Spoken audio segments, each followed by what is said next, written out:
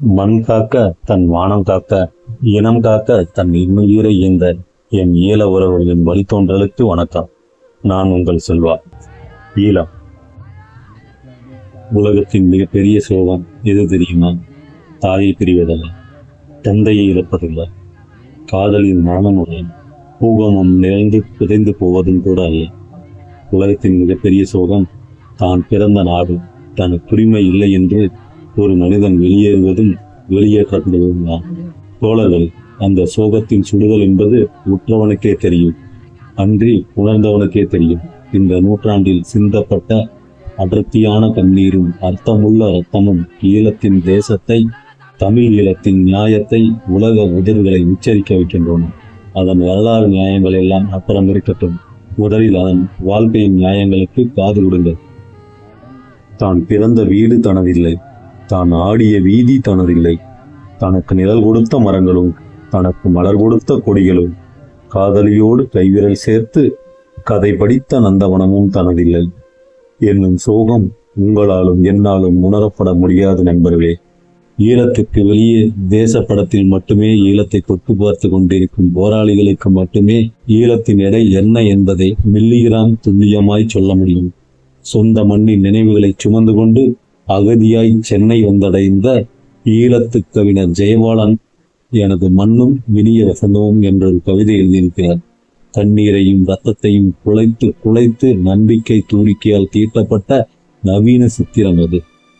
இன்றைய ஈழத்து கவிஞர்கள் எழுதுகோலை எடுத்துக்கொண்டு இலக்கணத்திற்காகவும் பாடுபொருளாகவும் காத்து கொண்டிருக்கும் கவிஞர்கள் அல்ல. வாழ்க்கையின் வழி அவர்களை எழுத வைக்கிறது. இடக்கை சிந்தும் ரத்தத்தில் வலக்கையில் இருக்கும் பேனாவிற்கு மை கிடைக்கிறது. அவர்கள் வாழும் வாழ்க்கையின் ரணம் அவர்களை நோக்கி மொழியையும் கவிதையையும் பிடரி பிடித்து இழுத்து வருகிறது. ஒரு சம்பவம் சொல்கிறேன். போராளிகளில் ஒருவன் எதிரிகளால் சுடப்பட்டு இனிமேல் பிழைக்க மாட்டான் என்று நம்பப்பட்டால் அவனை காப்பாற்றும் முயற்சிகளில் சக போராளிகள் ஈடுபடக்கூடாது என்பது அவர்களின் யுத்த விதி. நள்ளிரவில் காட்டுக்குள் நீர் கொண்டு வர போனார்கள் 2 போராளிகள். வரும் வழியில் போராளிகளின் ஒருவன் எதிரிகளால் சுடப்பட்டான். சுடப்பட்ட காயத்தோடு உயிரையும் உடலையும் சுமந்து கொண்டு இருவரும் ஓடுகின்றனர். இனிமேல் அவன் பிழைப்பான் என்ற நம்பிக்கையை இழந்துவிட்ட சக போராளி அவனை சுட்டு கொன்றுவிட துப்பாக்கி தூக்குகிறான். சுடப்பட்டவன் தடுக்கிறான், சுட முயன்றவன் கொதிக்கிறான். சாவுக்கு அஞ்சும் கோழையாகி விட்டாயா தோழா என்று சுடுவார்த்தை சொல்கிறான். சுடப்பட்டவன் சொல்கிறான், இல்லை தோழா, இல்லை, என்னை அந்த கத்தியால் கொன்றுவிடு. உன் துப்பாக்கி தோட்டாவை வீணடிக்காதே, அதை பகைவனின் மார்புக்கு பயன்படுத்து. மரணம் பலரை புதைக்கிறது, சிலரைத்தான் விதைக்கிறது. இப்படி ஆயிரம் அனுபவங்கள் கவிதைகளை வாழ்க்கைக்குள்ளிருந்து வடித்தெடுக்கின்றன.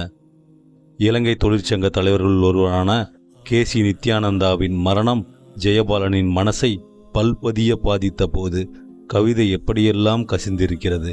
இதோ இதோ எனது தோழனின் திருவுடல், இவனையே எமது சுதந்திர கோட்டையின் முளைக்கல்லாய் புதைப்போம் எழுக.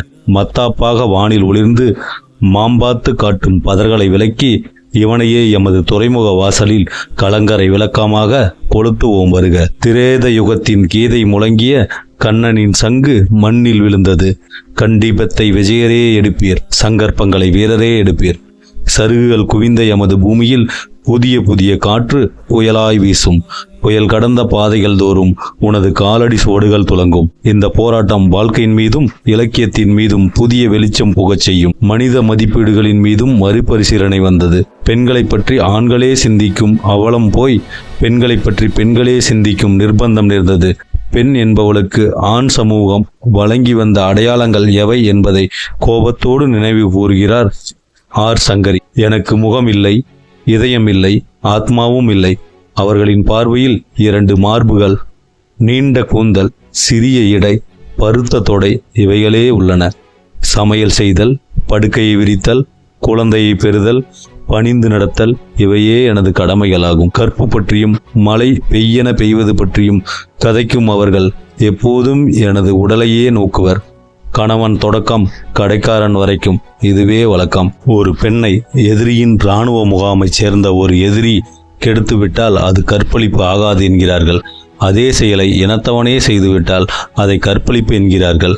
நியாயமா என்கிறார் பெண் கவி ரங்கா. விரிந்து கிடந்த கூந்தலை முடிந்து களைந்து போன ஆடைகளை அணிவதற்காய் நான் மெதுவாய் எழுந்தபோது இவள் அவனோடு விரும்பித்தான். வார்த்தைகள் என்னை அறுத்து வதைத்தன. எனக்கு புரியவில்லை. அந்நியன் ஆத்திரத்தில் அடக்குமுறையின் வடிவில் நடந்து கொண்டான். ஆனால் இவனோ காமனாய் கயவனாய். இவனை என்ன செய்யலாம்? கற்புக்காய் கண்ணீர் வடிக்க நான் ஒன்றும் கண்ணகி அல்ல. மானத்தை நினைத்து நிற்க நான் ஒன்றும் இழக்கவில்லை. தற்கொலையில் உயிரை மாய்க்க நான் ஒன்றும் கோலை இல்லை. எனது பாதங்கள் தொடரும் பயணத்தில் முடிந்தால் துணிவிருந்தால் உண்மையில் உண்மையாக எவராது வாழ வரலாம். மொழியை கவிதையின் வாகனமாய் மட்டும் பயன்படுத்தி வந்தது பழைய காலம். கையின் வாகனமாய் பயன்படுத்தி வருகிறது புதிய ஈழம். தமிழ் ஈழம் பிறக்கும். நன்றி, வணக்கம். தமிழ் தாய் வாழ்க.